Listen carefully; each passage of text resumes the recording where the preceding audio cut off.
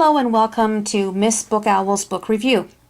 The first book I want to do is called The Judas Gospel by Bill Myers. Now, one of the characters in this book is called Jude Miller. Now, Jude Miller is the reincarnation of Judas Iscariot. Now, for anybody who doesn't know who Judas Iscariot is, Judas Iscariot was the betrayer. He betrayed Jesus to the Pharisees for 20 pieces of silver. He kissed Jesus on the cheek, and so they knew which guy was Jesus, and they took him away. And then Judas felt really guilty after that and hung himself. In this book, Judas, it starts off, I think it's the prologue, and he starts off and he's talking to God. And he's saying, you know what? This is a raw deal, basically. I don't think you're doing a good job. I think if you would have followed my advice, I could have really promoted Jesus. There wouldn't be so much pain and suffering in the world, blah, blah, blah. And he said, I want another chance. I want you to send me back to earth, and I want to do it my way. There's another character in the story. Her name is Rachel, and Rachel is this person that has visions, and she has healing abilities, and so Judas wants to go down, and he wants to help this girl become like the next Messiah. Okay, so God lets him go down and do this. Now, in this story, it takes place in Los Angeles. So I've read some of the story so far, and I'm going to do another book review when I finish reading the story, although I'm not going to tell you how the story ends. I'm not going to, do what they call spoilers, but I'll let you know what I thought of it. But what I think so far, I'm going to let you know. The story takes place in Los Angeles. It has omniscient viewpoint, so we know what all the characters are thinking. And the tone changes depending on who we're following. If we're following the cops, the police officers, it's kind of more of a casual tone. And the narration is more casual, the storytelling, and the cops are always insulting each other. There's Rachel. Rachel is one of the main characters, and she's the one that Judas wants to influence. Judas Iscariot, whose name now is Jude Miller. And Rachel has selective mutism. So the character Rachel's 19 years old. She lives with her dad. Her mom and her little sister perished in a house fire.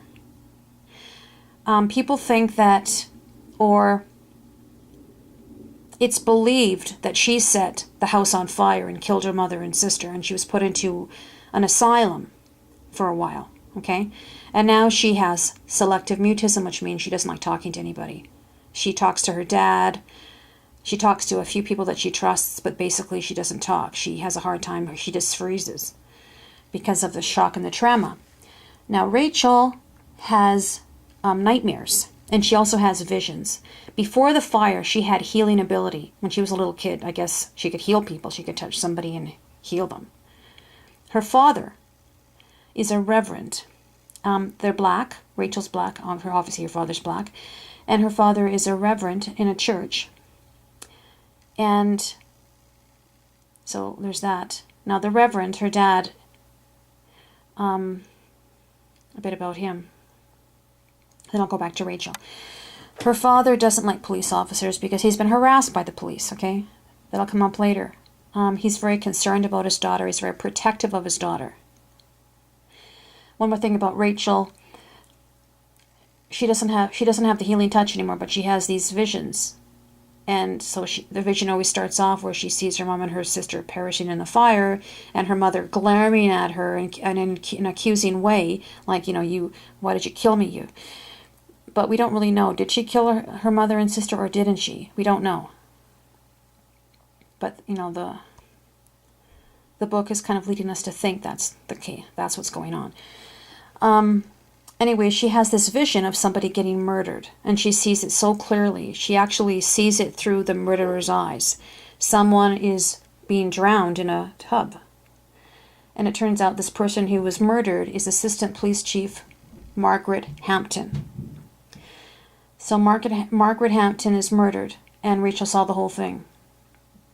And then she looks in the mirror at the end of her vision, and there's this message on the mirror that says, "Tell them." And she gets a glimpse of the killer's face, but she doesn't really know if it's a man or a woman. It's kind of murky. So she has this horrible vision. She doesn't tell anybody because she's scared. Anyway, what ends up happening is that Jude Miller comes onto the scene, Judas, okay? And he goes to the church, and he tells the reverend that his daughter, Rachel, is going to be this person who's going to lead thousands and millions, tons and tons of people to God. She's going to, preach to people. And the reverend's going, "What are you talking about? My daughter doesn't even talk. What are you, some weird, you a con artist or something?" And Jude Miller's like, "No, I had a message from God, and she will lead the people. She will be a powerful influence in the world." Yeah. The reverend's going, "Okay, this is a con artist. This guy looks too slick, And then a miracle happens. All of a sudden, a woman starts to scream from the bathroom, "My baby's healed, my baby's healed," right? And she runs out. And I'm not telling the whole story. This is only at the very beginning of the story, okay? It'll help you when you read the story, because it's kind of confusing at the very beginning of the story anyway, in my opinion. And so the reverend's runs out. Jude Miller's following behind, and the woman's going, "She healed my baby." This baby had some kind of scars, and Rachel held the baby, and the baby immediately healed, and all the scars were gone. And you hear Jude Miller kind of saying under his breath, "And now it begins, or so it begins," right? So now she's this miracle child, and so Jude Miller wants to promote Rachel, and so he writes all these flyers or something like that, "Come to church and be healed and have all your dreams come true," or something like that, right? And the reverend isn't very impressed, because what about serving God, And so there's that aspect of the story. And now Rachel starts to feel bad. She hears about this murder somehow, maybe on the radio or the television or something, this woman getting murdered. And she's like, "Oh boy, that was my vision." So she sends a letter to the police station, or she tries to. She writes a letter. She doesn't know the post office.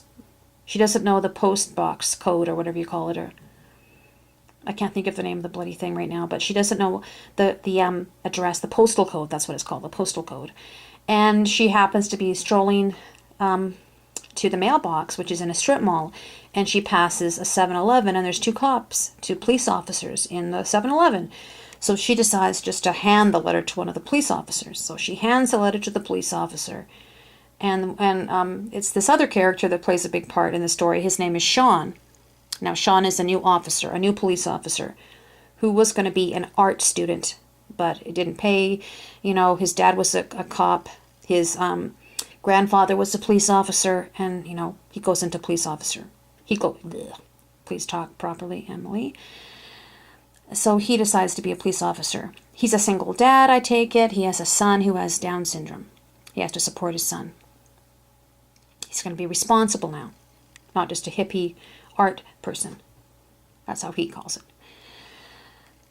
And his police officer partner is named Lucille Williams, and she's been a police officer for about 10 years. She's a bit hardened. She has an ulcer, I think, a bit of an attitude.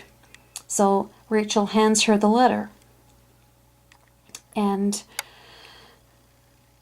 then she takes off, and they read it, and I was like, "Oh, this is the murder. This is all the details of the murder."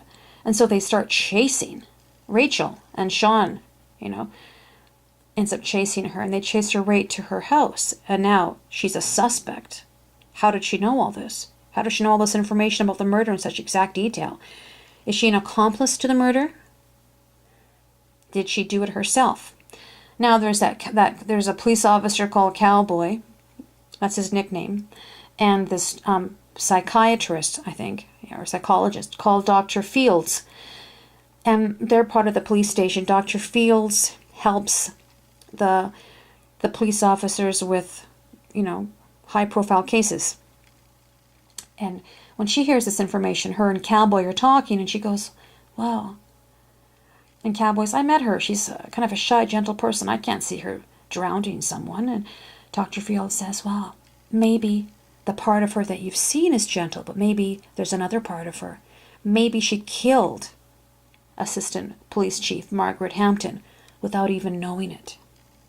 Okay? So that's how the story plays out so far. It's very well written, very descriptive. It flows, it's easy to read, and it's not that thick a book, really. And thank you very much. And I'll give you another review when I'm finished reading this book.